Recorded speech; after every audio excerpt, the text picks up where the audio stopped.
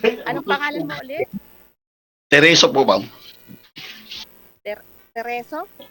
Opo. Ilan taon ka na? 52. Ha? 5'2". 52. 52. Opo. Mas matanda pa pala ako sa'yo. Pero mukha pa po kayo May bata. anak ka? May anak po. May isa akong anak. Single mother. Ako biyudo na po. May anak ka? Marami po.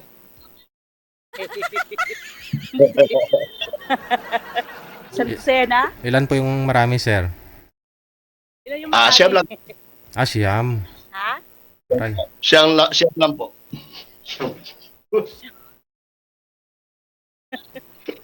Hindi uso ang ano? Di usong kondom. Di uso ang kondom, ma'am. Talong. Matalim lang. Legal po kaya gusto ko talaga marami. Matalim. Gusto ko talaga namin Ba't ho namatay, sir? Pero, yung pangalan mo ilang taon mo? 30 na po. 30. Ano po bang kinamatay ng misis nyo, sir? Ano po sakit? Diabetes, saka communication yung leukemia. Ito, saka komplikasyon ako ng leukemia. Ay, balo na. Po. Hindi ka pala takot sa responsibilidad. Ay, wala sa lahi namin takbo. Nasobra lang. Nasobra lang. Bawal sa lahi namin ang takbuhin. Kailangan pag mayroon kang responsibilidad, darapin mo. At pag-usapan natin. Sobrahan lang sa responsibilidad. Pero lahat na sa iyo. Opo, lahat sila kasama ko. Doon sa Bulacan. Iba naman po, medyo may pamilya na. Yung may bunso ko, 16 years old. Nag-aaral pa. Bali, Kayo, anong ilang taon na po?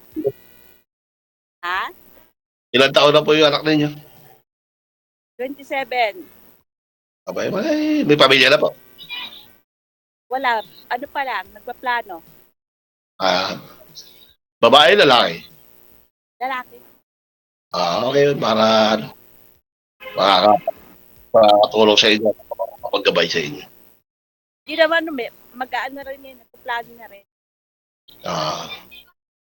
Naka-bluetooth po kayo, ma'am? Pinagkakabalan. Ma'am Nora, naka-bluetooth po kayo? Hindi. Ba't mahina ang busis mo? Naka-charger, naka-power bank. Wala namang problema yun. Yung power bank. Mahina lang po busis mo ba?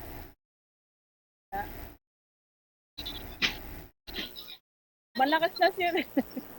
Kasi nasa park po ito ngayon si Madam Nora, sir. No, nasa Hong Kong. Nasa Central po yata to. Day off niya po ngayon. Matagal na ho siyang nag-abroad. So ngayon, bago siya mag-for good, gusto niya makahanap siya ng mapapangasawa. Na hindi takot sa responsibilidad daw, sabi niya. Kaya lang, nasobrahan. Nasobrahan ng alin, ma'am? Ng anak? Ng responsibilidad. Ayun lang. Oo. Pero bakit to, sir, napadpad po kayo dyan sa Bicol? Ay, taga Bulacan po kayo. Ay, nandito po kasi yung mother ko at kung ako plinanong pagkakalibangan dito, mag-alaga ng hayop. Paano po yung mga anak mo? Iniwan mo po doon sa Bulacan? Every month naman umuwi ako doon sa Bulacan, sa Maynila. Ibang matakaw na sa Maynila lang. Nakabakasyon sila kayo sa Maynila, sa kapatid nila. Alam mo, wala pasok kasi. Wala pa pasok yung mga estudyante mo ulit. Ilang taon ka nang, ilang taon na namatay asawa mo? Bali, 23. 3 plus years. Headset po, ma'am. May headset po kayo dyan, ma'am? Meron po. Oo. Sige po, try mo yung headset, ma'am. Para may mouthpiece malapit sa bibig mo, ma'am. Malakas. Mahina daw po kasi, sabi ng mga senior. Yung iba may... Hindi marinig. Mga otsisera.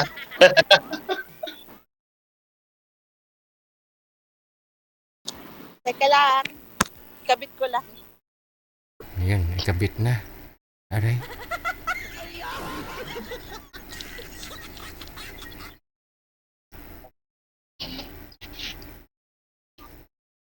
So,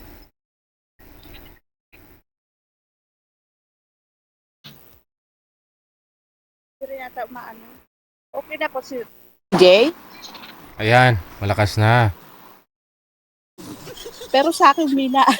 Ayun lang. Dagdagan niyo po volume, ma'am, ng cellphone mo. Ang volume. Malakas na naman. Hindi, yung boses niya, sir, malakas, pero yung pandinig niya mahina. Volume niyo po, ma'am, ilakasan niyo lang.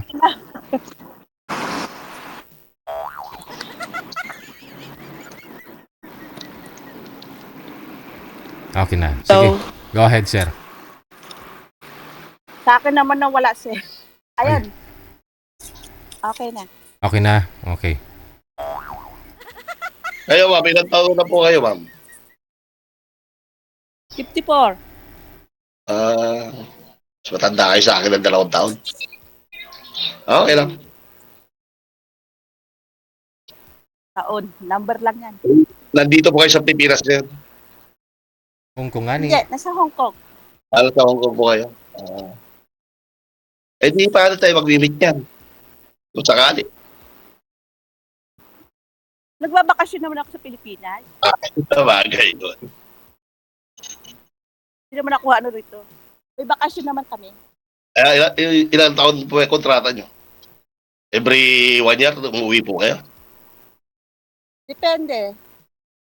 Depende sa budget. Kung may budget. Hindi, ano yan, every 2 years kailangan kami umuwi sa visa, exit visa. Dahil nga po yung minsan lang nag-abroad. Kayo sa anong pinagkakaabalan nyo? Dito po ako sa Bicol ngayon. Ng manok, saka baboy.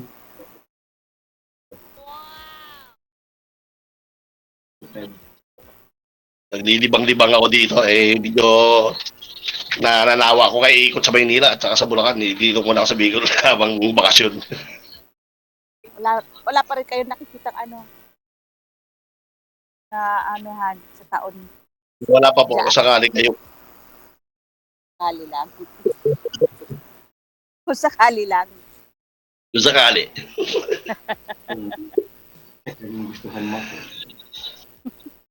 Kung ayaw mo tumanggap ng siyam na anak.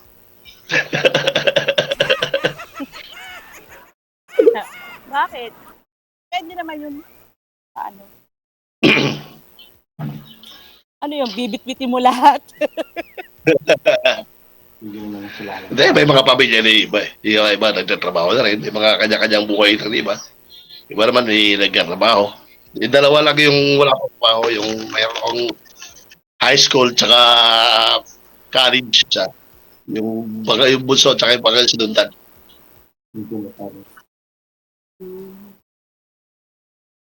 May meron ka pa ilang ano pa yun, college pa. Yung college tsaka isang high school. Grade 9. Yung bunso. Matagal-tagal ka pa Sa akin naman lang, nagpaplano ng magpanon yung anak ko. Tama yun kasi medyo nagkakaedad na siya. Baka maiwanan siya ng panahon. 27 na nga mo siya. Pagka nag-anak ka, 30. Tapos panlalaki na ba yung anak niya ang 38 na siya. Mag-aaral na 25 years, ilang taon na siya bago makatapos yung anak niya. Kaya nga buti nga hindi nagbala sa ama Dapat maaga siya.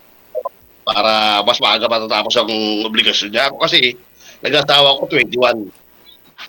Kaya, magdating ng 40 years halos, nang 40 years ako, medyo nakabawas-bawas na ako ng ibang obligasyon.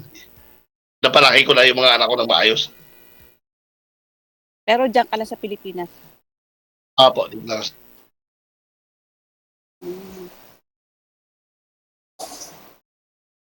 Kaya, Tiis na lang, konti ano na lang yan. Patapos na rin.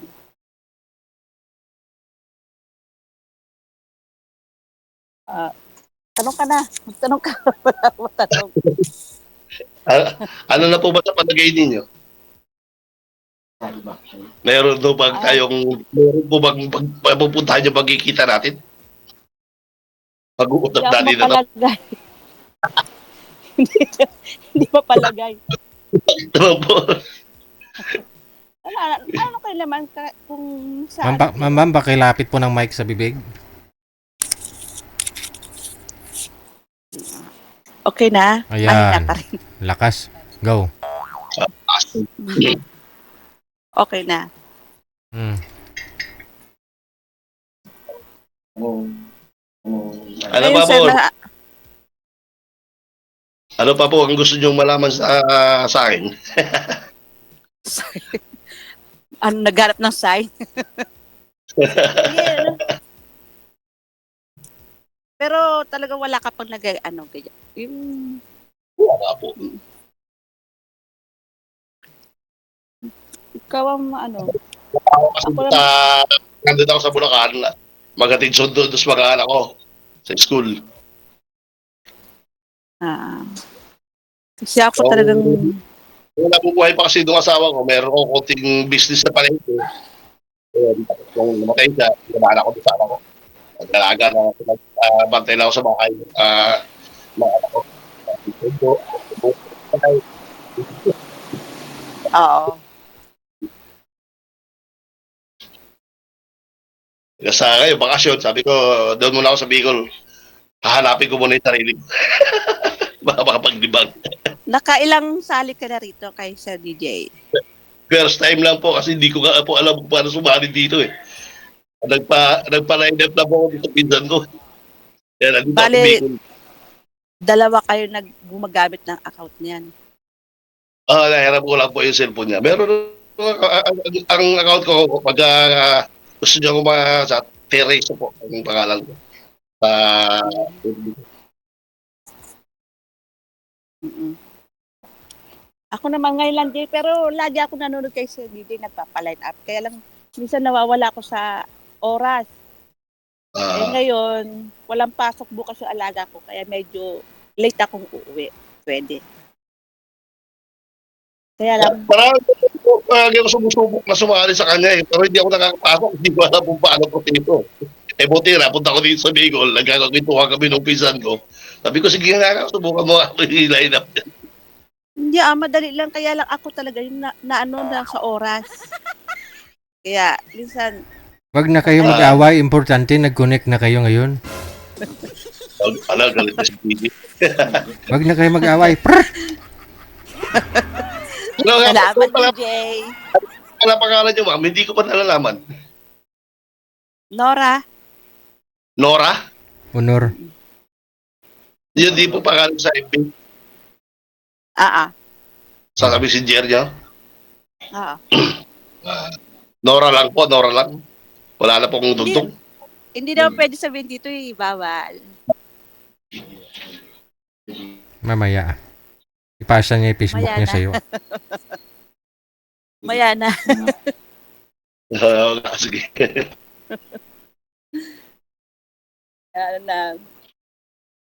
Kamusta naman ang buhay mo dyan? Okay lang naman po. Paano nakaraos doon sa mga problema mga nagdaan. Pero wala naman kayong bisyo. Walang ano. Kasi Wala lang. ko wala na ngayon. Dati. Dati. Matanda na po tayo, kaya kailangan iwasan natin yung bisyo. Mahirap naman kung kailangan na itong magkakasakit, tsaka palang alagaan sa sarili mo. Hanggat wala ka pang sakit, alagaan. Iwasan mo na yung mga bisyo. Ngayon, ikaw naman magtanong. Wala na akong matanong. Anong gusto mo sa lalaki? Anong gusto mo? Anong palagay mo sa palagay sa akin? Okay naman po kayo. Tingin ko nga po, parang bata pa kayo. Hindi ko akalain na 50 po na kayo siguro. Bakit kayo, malaga na kayo sa sarili. Hindi bali sir, Dala naman. Kaya, tinatanong po ni Madam siguro kung pasado ho siya. Ayon po dun sa kagustuhan mo sa isang babae.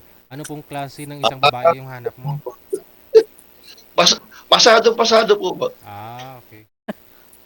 Pasado ba? Ang tanong ko na po. Ang tanong, kaya ako. Pasado ba yun? Ewan ko. Ambot sa langaw.